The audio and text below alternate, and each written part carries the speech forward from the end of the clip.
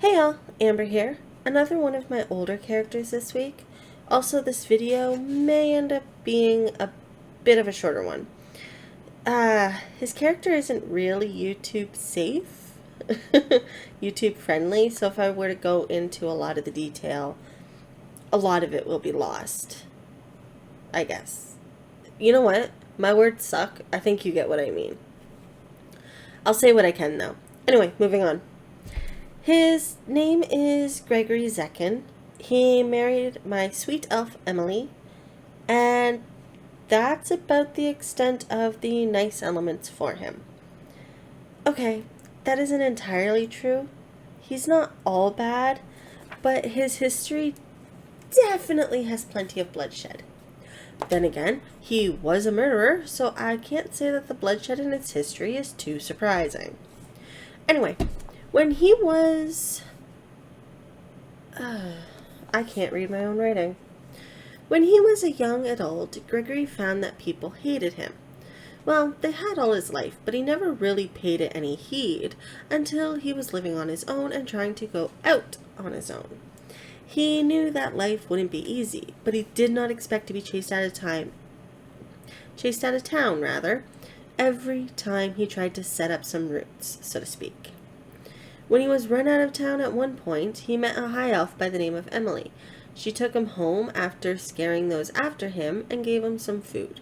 It was something that he hadn't realized that he needed. She was the first person in quite a while that was giving him a real chance, and she wasn't outright attacking him. He definitely could not deny that this could be a trap. But she didn't seem anything other than sincere. To say it took Gregory by surprise would most certainly be an understatement.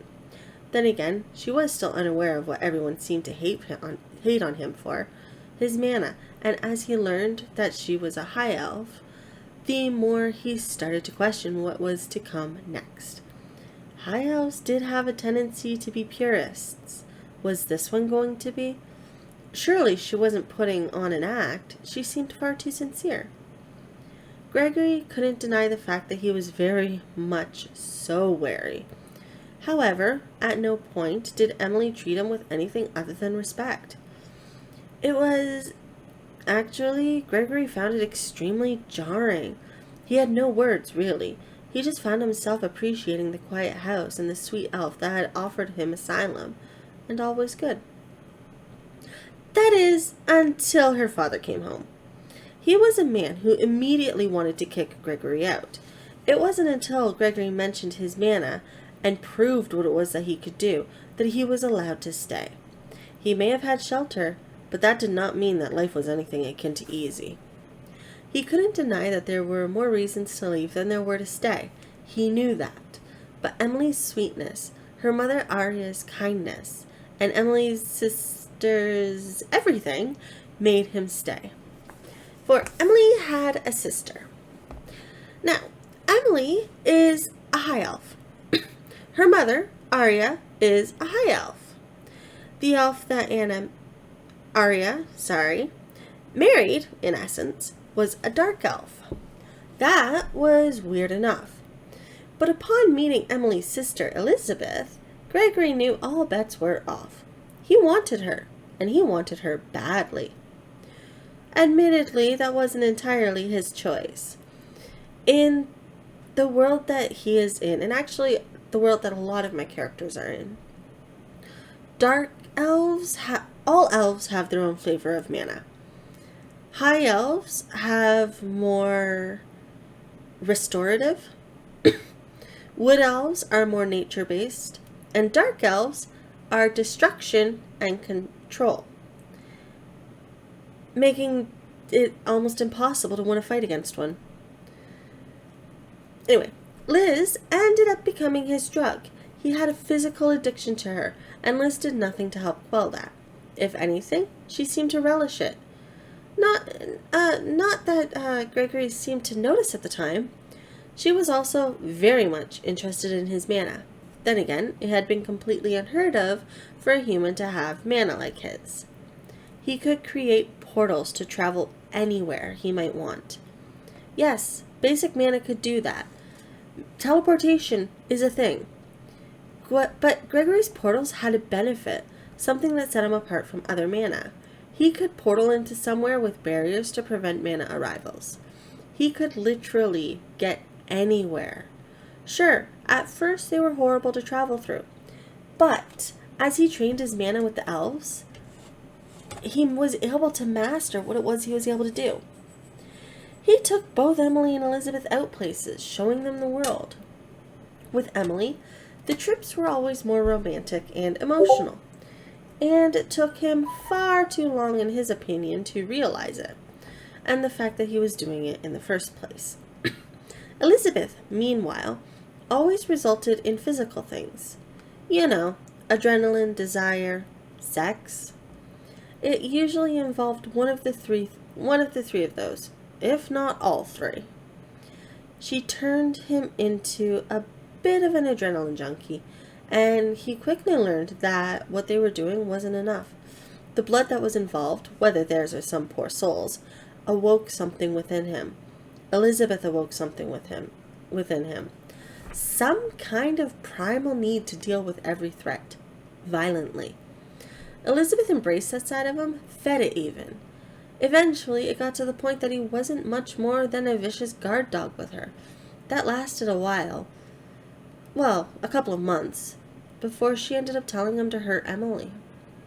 He couldn't do it. He could not hurt Emily. No matter how much mana it was that Elizabeth layered upon him, nothing was making him hurt the blonde. Elizabeth was most certainly not happy about that, and when she went in for the kill herself, expecting Gregory to stay out of the way, she found that it didn't go quite as she'd been expecting. He leapt in the way. She could see that She could see that her mana was still there, and he was still under the effects of it, meaning that he had a snowball's chance in hell at denying his feelings for her and for her sister.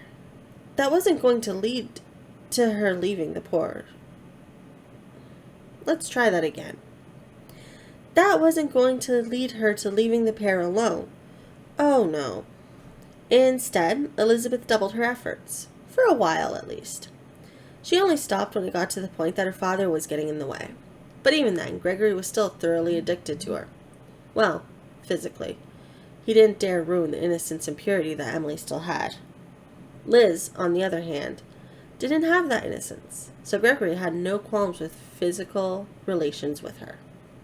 I'm not going to go into detail about their relationship. That would likely have my channel outright deleted or something. So, not going there. Gregory and Emily, meanwhile, their relationship continued to grow, but so did Gregory's craving to draw blood. While he kept interacting with Elizabeth to get that relief, he grew closer and closer to Emily. So much so that after Arya's death, he was kicked out to prove himself. Well, there was far more to it, but I'm truncating it down to that. Gregory left without question, but with a promise. He promised Emily that he would return in a half-year's time for her to take. Let's try that again. He promised Emily that he would return in a half-year's time for her, so that he could take her as his own. And he did. He took her away from the home of such pain for her, and they were wed.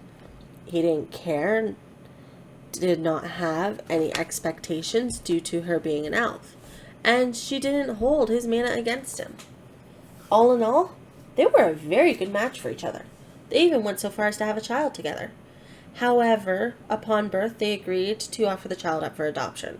Emily's father was a very distasteful man, and that's putting it very lightly, but they did not want to risk him taking an interest in their child. It broke their hearts, of course, to do so, but they really did know it was for the best. And it really was for the better. Gregory ended up murdering Emily a few years later, was then murdered by Elizabeth within 2 hours. Upon death, Gregory expected to be going straight to hell. But when Emily's soul approached him, she had an offer. His world could become naught but death, or he could go to hell and be tortured for however long. He, of course, chose the other option without considering what was meant by it.